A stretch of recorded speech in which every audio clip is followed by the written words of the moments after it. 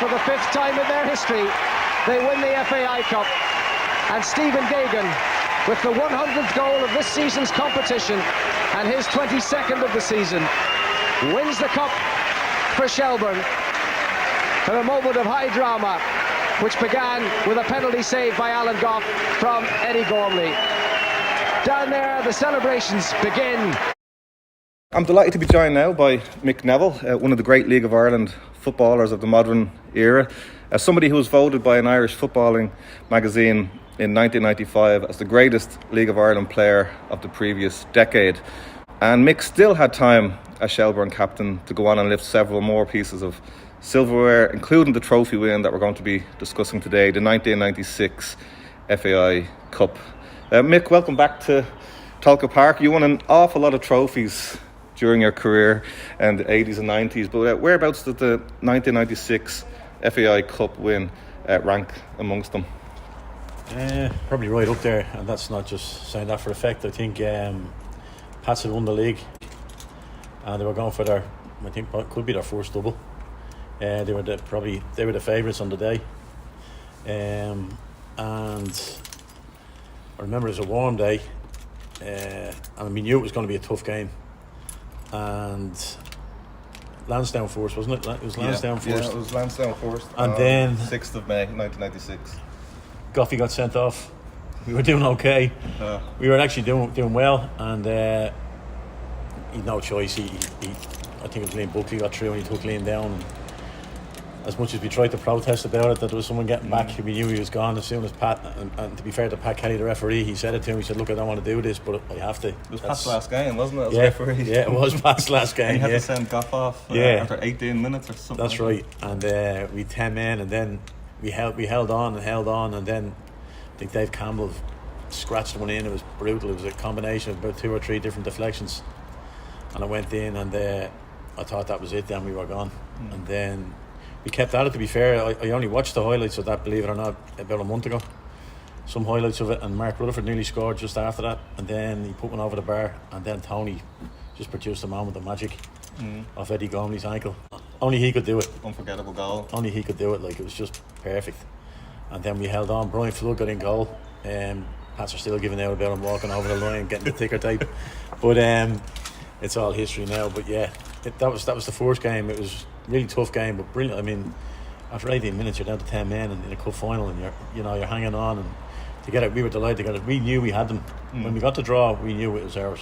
Because there was a real sense then, wasn't it, that our name was on the cup? Absolutely, 100%. Because you're going against the league champions. Yeah. You have the best defence in the league. Yeah. They're going for the double. They beat us 3-0 at Richmond Park the week before the cup final. And then we get our goalkeeper sent off inside 20 minutes. Yeah. And we have no goalkeeper on the bench, because back then there was no goalkeepers allowed on the bench. We had unless you sacrificed an outfield player. You only had 3 subs on the bench. Again, I watched it the other day, and I laugh at it now, because I was in the middle of the pitch, and I think Gago and John O'Rourke had gone over to Damien and Freddie, and Damien was there, and he was biding time, and I don't know what he was doing, because we had no goalkeeper on the bench. And then he calls me over then, and he says, "What do you think?" I said, "It has to be Floody," because Floody would be in goal on a Tuesday night or a Thursday night. We're training, he'd be messing around, but he was the best of a bad lot, like. But he got in, and the first thing he had to do was make a save. And that probably gave him confidence, and we knew he'd be all right kicking it out. His distribution was good, and we just looked to protect them then right to the end. But then when they scored, then obviously we had to come out and have a go. And as I said, Tony produced a moment of magic.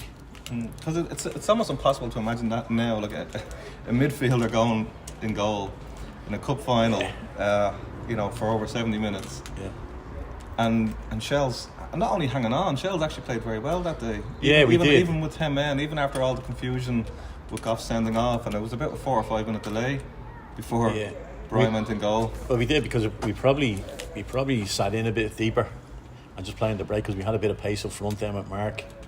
And then, look, as I said, he nearly scored. He put one over the bar, but he's individual stuff, and then you got Tony, of course, you know what I mean. So and then you got Stephen Gagan. So here's the team that played at Lansdowne Road.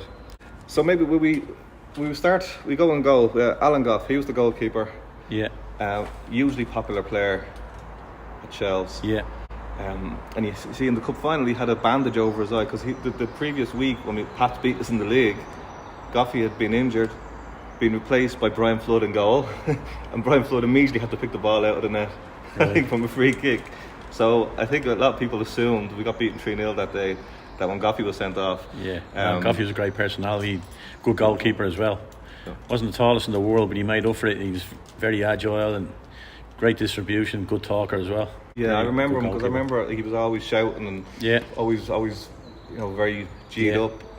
Always great with fans, especially younger fans. Yeah, very good. Great manner about him. Yeah, he was hugely popular. Yeah. At the club. And then we go over to right back. We have Greg Costello. Greg the legend. Again, another cracking player. Probably very underrated. Really, really strong player. Good going forward. Really good on the ball. Sees things nice and early, and really good defender. Because he was a very cultured player, wasn't he? Very good. He'd been a midfielder when he was younger and played over in England. Yeah. Before coming back home. Yeah. Went to right back and took it to water. No problem to him. Okay. And then over on left back we have Declan Gagan.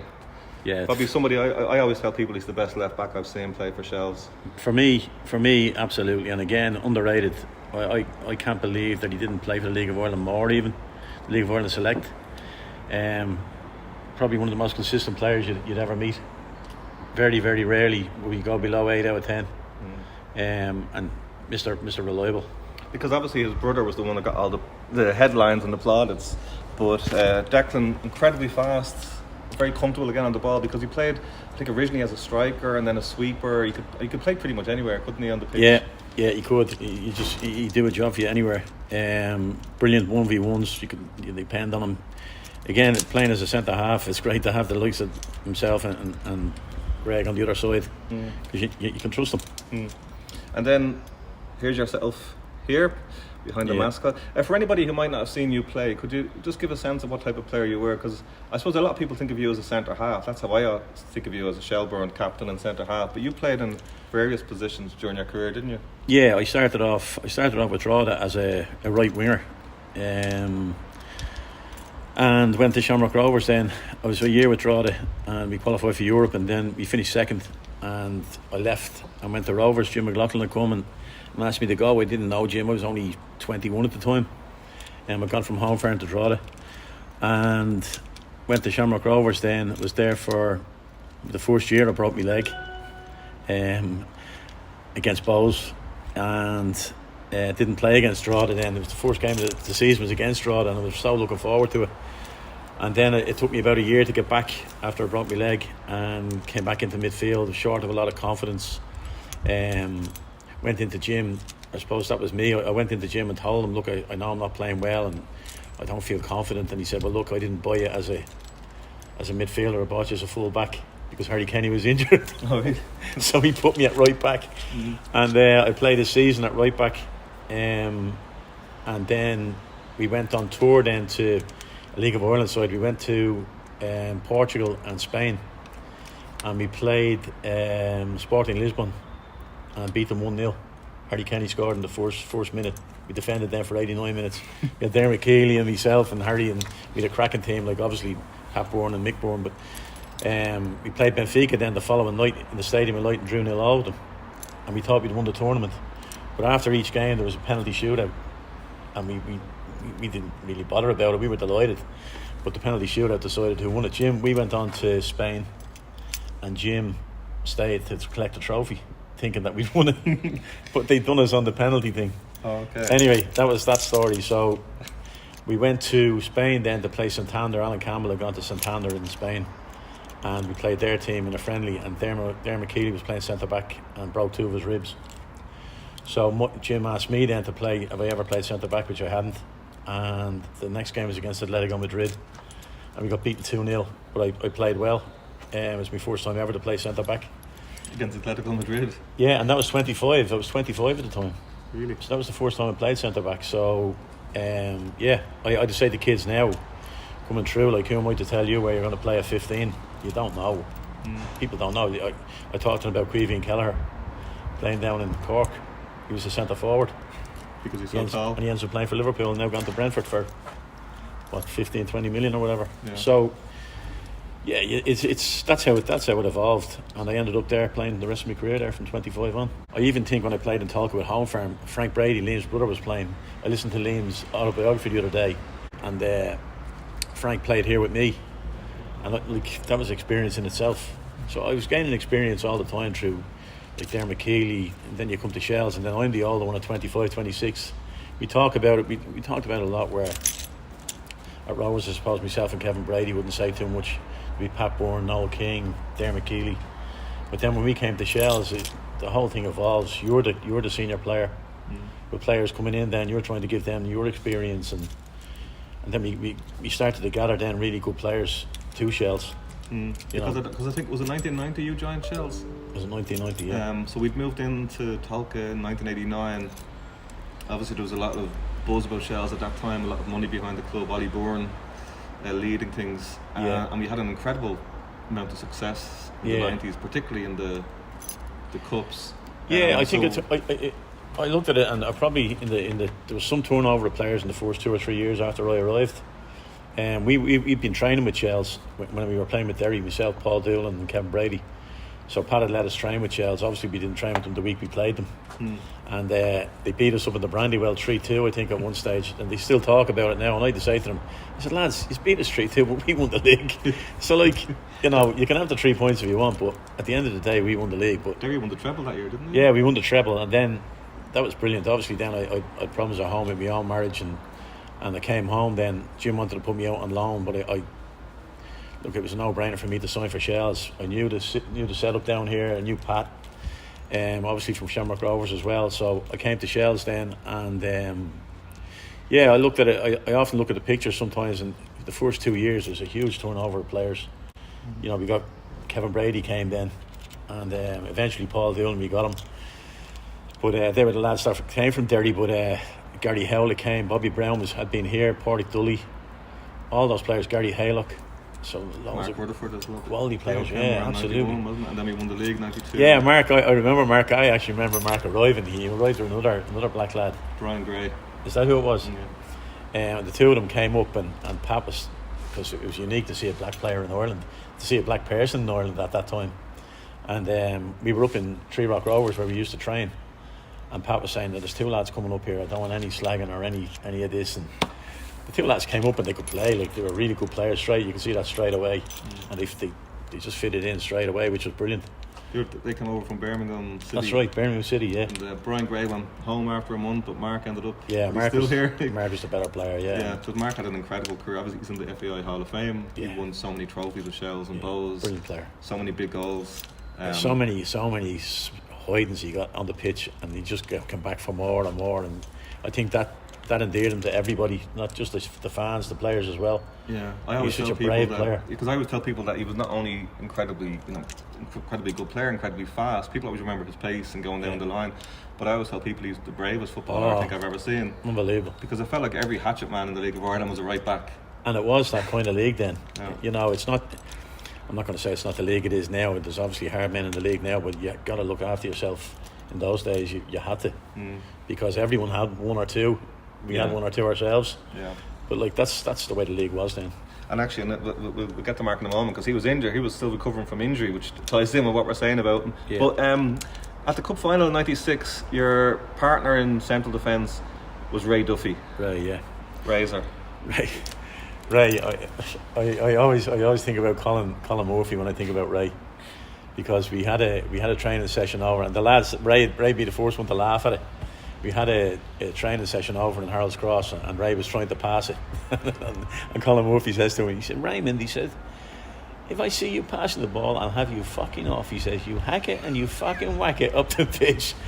And that was Colin Murphy's tactic. Yeah, get it up there, And Colin Murphy was Shels manager from December '94 to June '95. Yeah. And then Damien Richardson came in. He's not going to leave, Colin. They were saying his words, "I won't be leaving." Yeah, and he's gone the next day. he's gone to Notts County. The next day. Taking Vinny But Ray was what you see is what you get. Again, mobile lamppost, I call him. He was in front of me, and anything in the air, brave as a lion, he'd get up and win it. Especially in the semi-final against Sligo. Yeah. You're getting his head busted open. Was that the night Shels scored? Did Shels score that night? Yeah. I was injured that night. That's for, I think it was Henry McCopp and Ray Duffy. Oh in my defence God! that day. And the goal Shero got that night. Yeah, I was behind the goal that day. I couldn't believe it. I was behind the goal, and I'm going, that's going to drop in behind him. It's still the greatest goal I think I've ever seen in person, because I was behind the goal as a kid, and I genuinely thought it was over. Yeah. And there was a big groan amongst the Shels fans, because everyone thought like, because what's he doing? Because it was unbelievable. Nobody thought he's going to hit the ball the outside of his foot and lob the keeper. Yeah. Because the keeper wasn't even off his line. No, it was incredible. It was just incredible. One of those goals that if you were there, I mean, you can. It's on. Thankfully, it was recorded on TV, and you can find it online easily enough. Well, if Messi or Maradona done it, yeah, it'd be legendary, wouldn't it? Well, it is legendary. I've never seen it done. I've never seen it done by anyone else. No. I've never seen it done in the League of Ireland, let alone. I've never seen a goal like it. It was just because he was on. I think he was just on the edge of the box or just in the box, and to do it in such a short space was just incredible. Well, running and getting yeah, tackled. he's running at full speed, and then just to produce that was just. Yeah, no, that was him. That was incredible. So Ray Duffy, he got the nod ahead of Henry McCopp. Yeah. Henry McCopp came on as a sub that day. They were very different centre halves, weren't they? Ray and Henry. I mean, Henry was a ball playing centre half. Yeah. Left-footed. Took a lot of chances, particularly at the back. He was probably the ultimate kind of let's play out from the back, but probably took too many chances at times. I think that's why Damien Richardson brought him in, because he had this. He's very calm. Very calm. This desire that he wanted to play cultured. For me, he was probably a midfielder rather than a centre back. Well, I think he started out in midfield. Yeah, I would have said he was a midfielder rather than a centre back. He was a nice player. He's probably ideally suited to a back three. Nice lad as well. Yeah. He needed a bit of steel, like. So yeah, he was on the bench. He came on as a sub that day. So we go into midfield.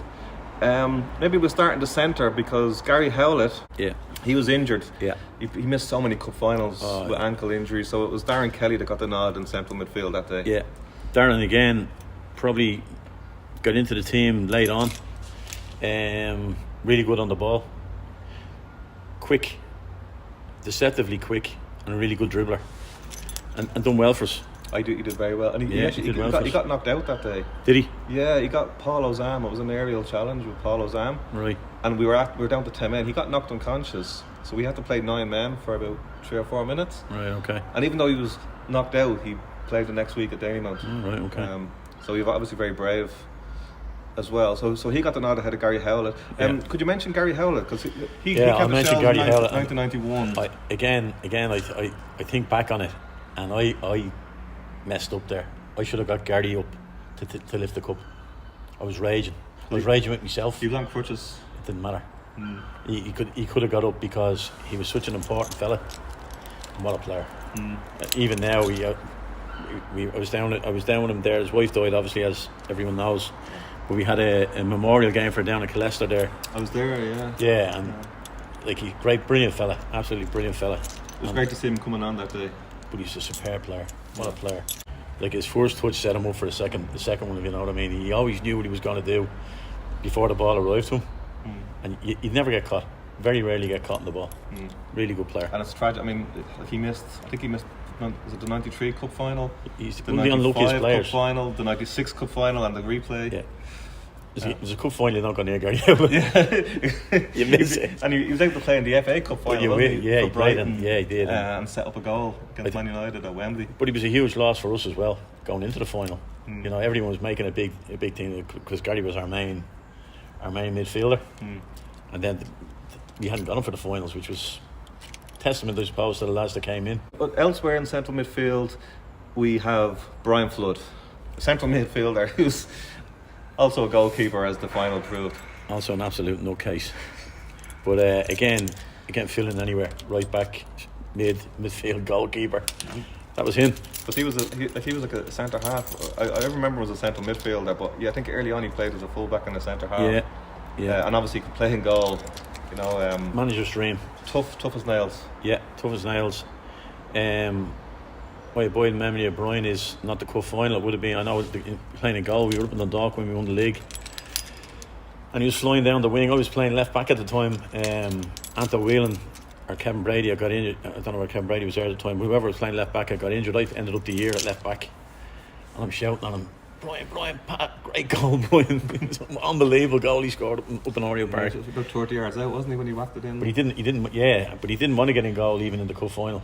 No, because it was a good find. You're at Lansdowne Road. Yeah, The last thing in the world you want is to go to goal, especially because he was in goal the previous week and we got beaten 3-0. Yeah, and but in fairness to him, he had no choice really. There was no one else. John had gone over initially, and he said no, he wouldn't get in because John O'Rourke was obviously a very tall player, so you'd imagine he was the first choice, and then he said no, he couldn't. So Brian came. And can you say something about John, because he had a couple of seasons at Shels before having to retire with knee injuries? John O'Rourke, but he followed Damien Richardson from Cove Ramblers to Shels. Again, really got so many important goals. He got loads of important goals, John. He just turned up in the box at the end up at the far post. Really good goal scorer, and done a great job for us. Because I've heard Tony Sheridan talk about how he was underrated. Yeah. And a very valuable player. Yeah. In the team, because I think a lot of fans they didn't really appreciate John O'Rourke as a footballer. He wasn't a flash player. Because he wasn't a flash player, he was just hard working, but he was effective. So he was somebody that you liked playing behind. Yeah, as a centre absolutely. half. Yeah, no, John had, as I said to you, he got some crucial goals for us, either in the league or in the cup. Very good at heading in the box, either getting goals or defending set pieces. Yeah, but he just ghosted in. Do you know what I mean? He'd be brave, like he wouldn't be afraid to put his head in either. Because he scored an awful lot of goals for Cove Ramblers, didn't he, as well, before? Yeah. That's why Shels went for him. No, he done a good job for us. Now, on the left wing, we had Mark Rutherford had broken his leg the previous year here at Tolka Park against Dundalk in the President's Cup. It was Richie Purdy. Yeah. Shock. Took him down with a horrific tackle. I think it was just here by the dugout when Mark was describing it to me a while ago. So Mark was still coming back, and thankfully he made a full recovery and would obviously go on to set up the winner in the cup final here in '96. But in his place that day we had David Tilson on the left wing. Yeah. Can you talk about Tillo? Tillo was, I hated playing against him because he had outstanding pace off the mark, really quick. And that's I was delighted we signed him, because I was probably involved in the talks before that. Would we? And I said, yeah, get him, because for me he was so quick, and again very underrated at Bowes. Well known in the league, but not as one of the top players, I don't think. And I think he was a top player, and then when he came to Shels, I think he showed more. But he got a lot of injuries as well then. Yeah, because he had a lot of injuries, didn't he? He started to get a few injuries then, but he was outstanding in that game as well. Yeah. When he joined Shels that season, I think he joined in, it was October '95, but it was basically a swap deal for Brian Mooney, because Brian Mooney had gone to Bowes, and it was a sort of a drawn out saga, and then I think eventually they decided, the clubs, well, why don't we take Tilson as a swap? And then I thought that ties in nicely with who's playing on the right wing, because Brian Mooney had gone to Bowes, which meant when Vinnie Arkins left to go to Notts County, Damien Richardson switched to a 4-5-1 from a 4-4-2, and that meant that Tony Sheridan in his first season at Shels ended up playing out as an outside right instead of central midfield where he wanted to be. You talked about him a few times there. Shero was obviously a legendary player at Shels. Can you talk about what he was like that first season, 95-96? He's just a maverick. He's just a one-off. He's unique. Training, he'd do things in training which is just ridiculous. Even before training, he'd be messing around with a ball around, the stuff he'd be doing. You know, you'd be looking at, I'm not exaggerating, Maradona or them doing it, Messi, all that kind of stuff. He'd be trying tricks. This might come off tomorrow, I might try this, and he'd be trying to perfect something. But he'd be doing stuff in training. Now he'd get annoyed, he'd get frustrated with things sometimes, but absolutely just incredible player. Because after we'll get to the cup final replay in a moment, but after the cup final replay, when obviously he scored in both finals as well as in the semi-final. After the cup final replay, when we won the cup, you said in interviews that you'd always thought Pat Bourne was the best League of Ireland player you'd seen or played with, but that Shero was probably the most talented player you'd ever seen in the League of Ireland. Pat would still be the best player I've ever played with, but Shero would be the most talented, if that makes sense. Pat was an all-round everything. He was captain. Only listened to him talking yesterday. But Shero, his talent was just limitless. Like we've talked about it already. We talked about the goal in the cup final in the replay or in the first game, but the goal at Sligo down in the semi-final was just unbelievable. And he had that in his locker, like. And then up front, on his own, after Vinny Arkins had left at the start of the season, you have Stephen Gagan. For me, the best all-round centre forward I've seen in the league, and that's saying a lot now, because I would have seen Jason Bourne, Glenn Crowe, Alan Campbell, Liam Buckley, but an incredible player. I think what made Gago so special was that he was not only just a natural goal scorer, he could sort of lead the line as well. And even here, because he's a number 10, but that season he was basically forced to be a number 9. People underrated him because he wasn't the tallest, but when you look at his build, his legs, he huge thighs. He was really strong at holding it up and holding people off, and he'd bring people into the game as well. People didn't see that in his game, and even in one-on-ones he was decent. You know, he was deceptively quick, especially early on in his career. I've seen footage of him playing for Rovers, and the amount of times he'd got him behind the defence. Well, I took him down, and I say he dived. He said I took him down when he was playing for Rovers. We played him out in the RDS. Now he apologized. He said sorry about that. He said, but he got a penalty. The RDS was a horrible pitch, wasn't it? Yeah, it was horrible. Yeah. but he was playing for Rovers that day, and I was playing for Shels, and I took him down, but. Yeah, fantastic. Again, brilliant player. And what a goal to win it. It was just, again, an incredible goal. Yeah. And I'll tell you about my memory of that now in a minute. Because obviously everyone remembers the semi-final win against Sligo. Yeah. It was backs to the wall stuff, away at the showgrounds, hostile atmosphere, freezing cold night. Yeah. Without several players, including yourself. Yeah.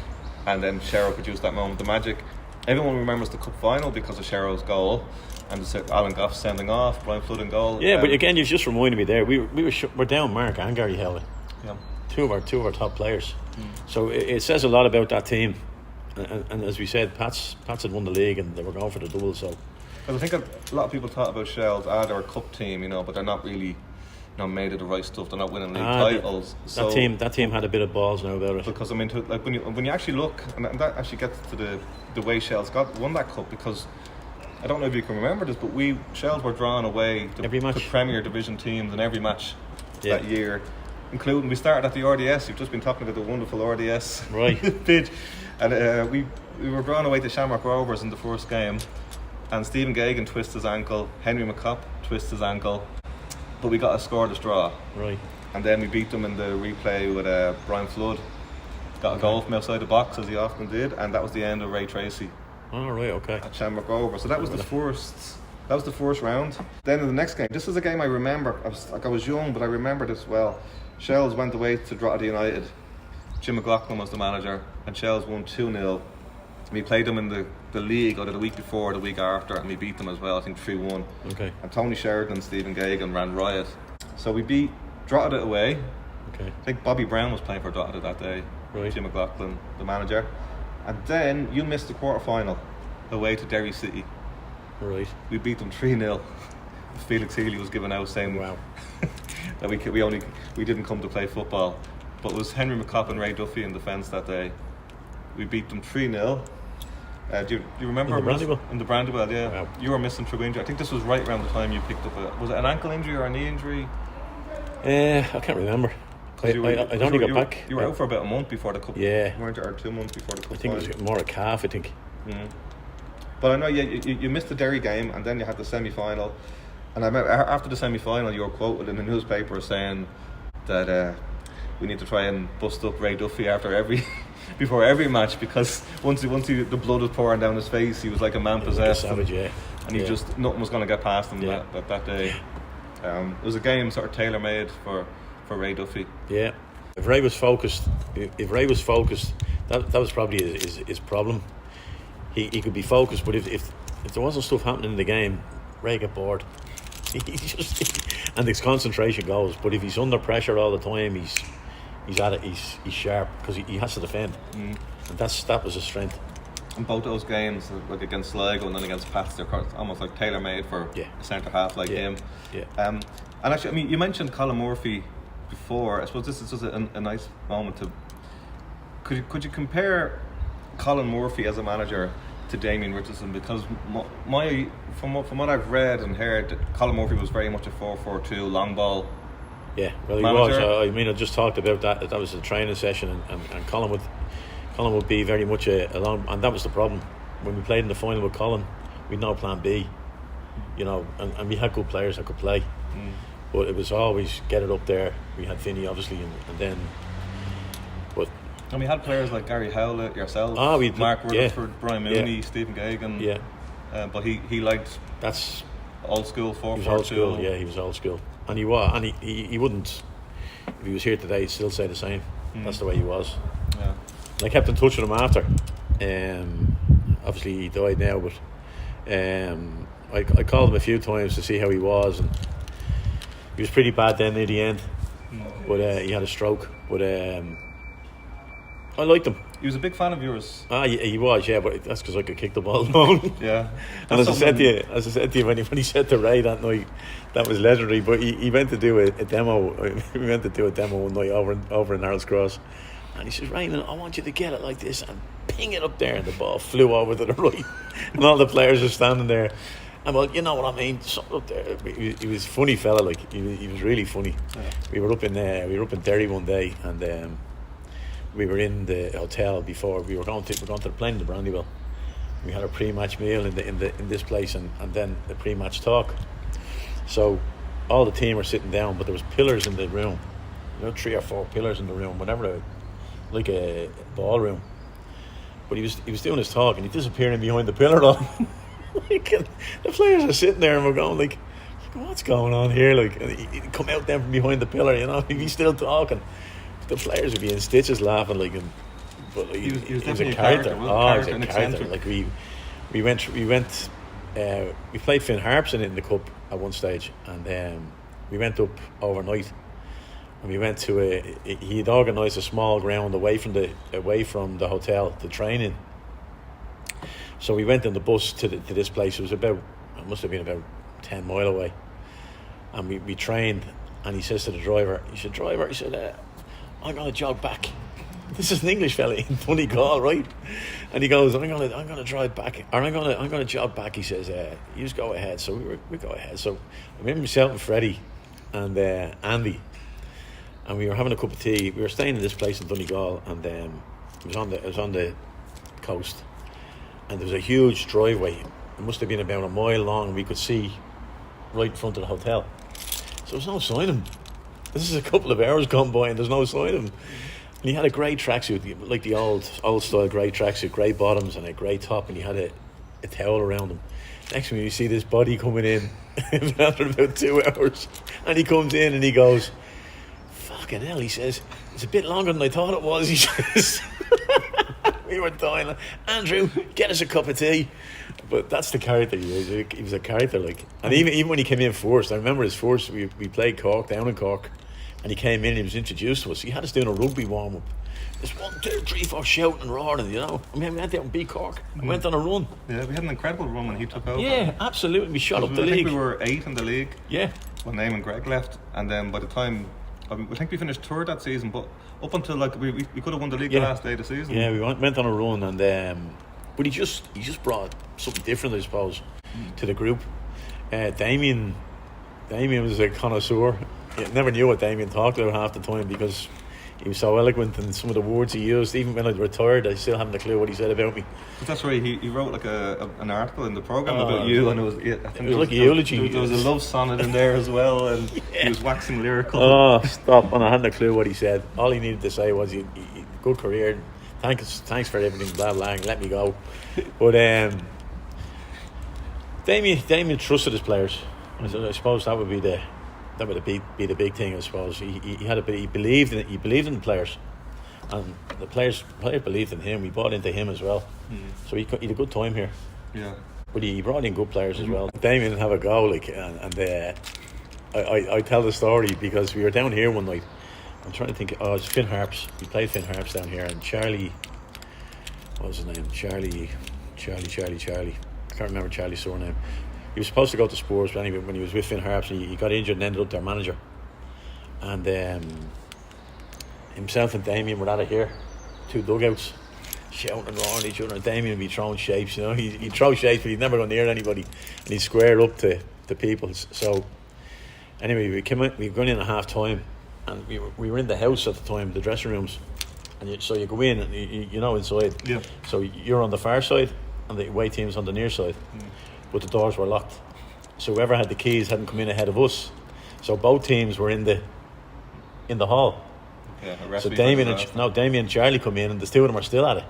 So Damien squares up to him, and I grabbed Damien around by the arms, and Charlie got 2 free hits on Damien, and he clocked him.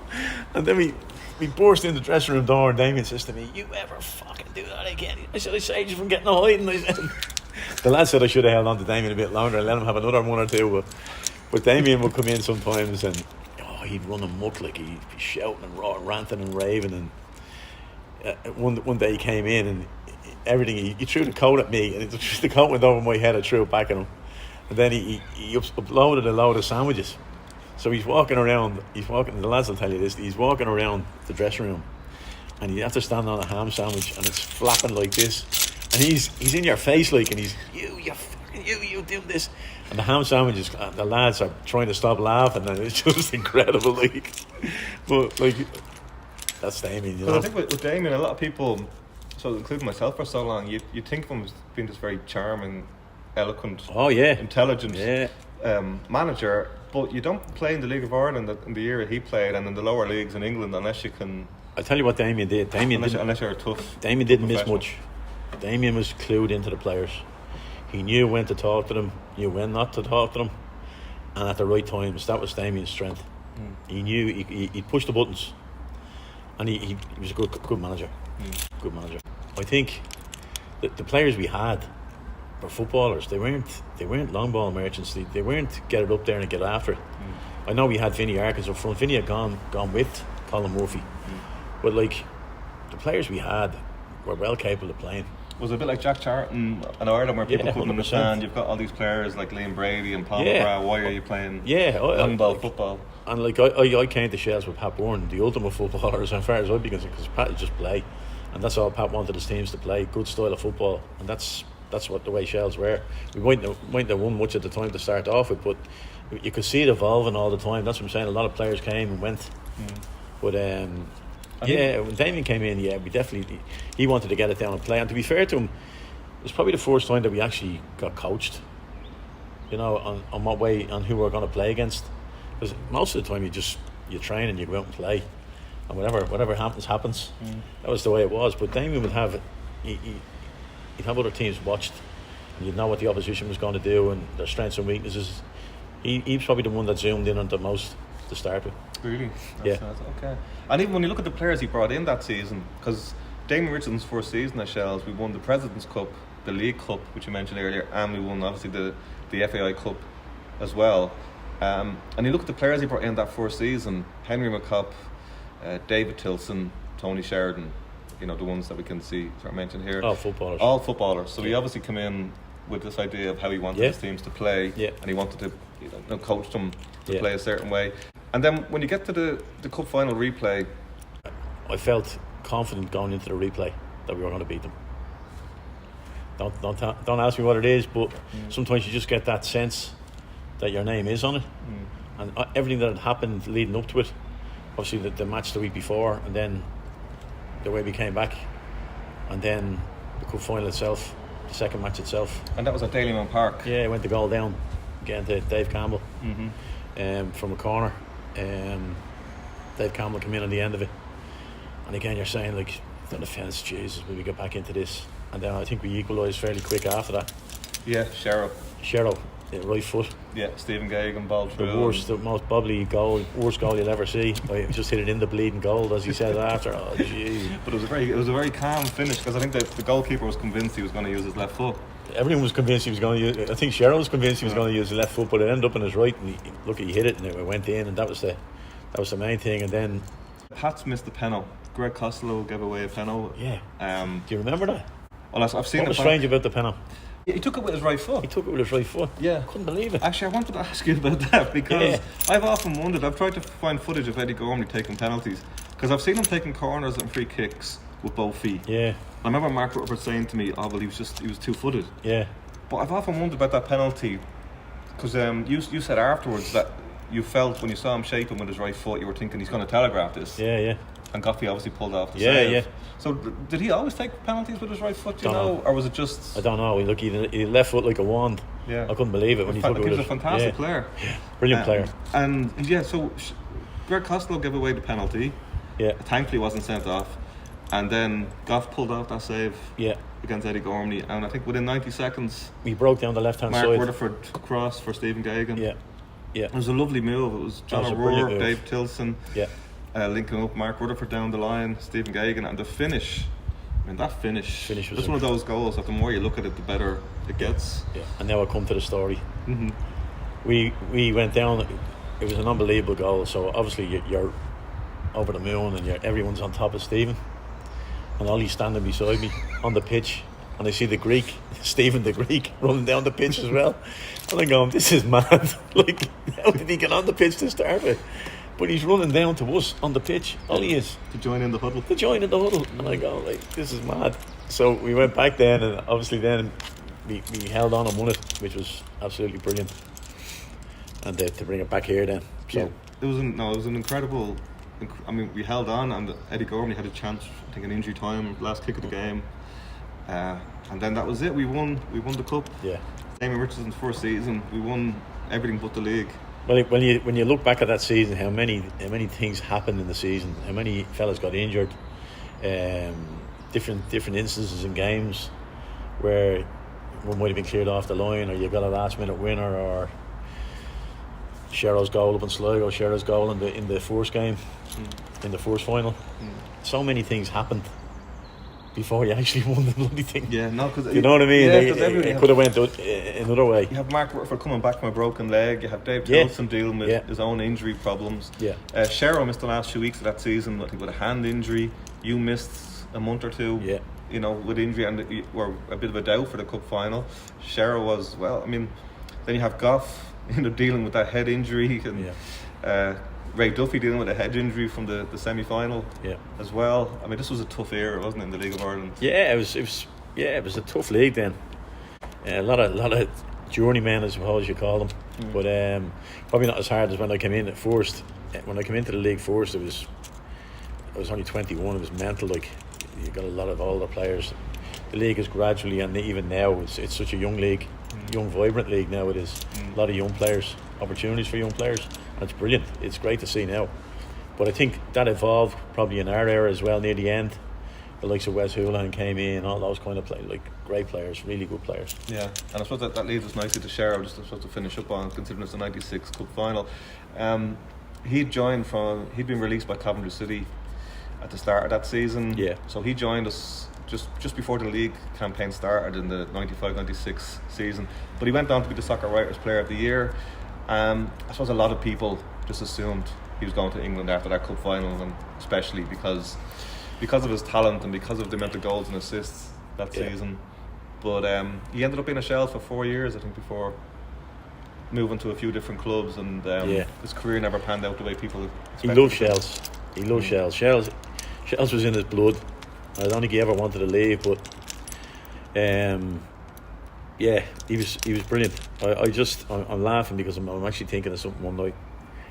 I brought him home he lived over in Crumlin, and like you're talking about, for me, a superstar in the League of Ireland, like at the time, and we were going to a mass or something. Somebody had died belonging to Shels, and we were going to the church, and he wanted to get a proper jumper or something in the house.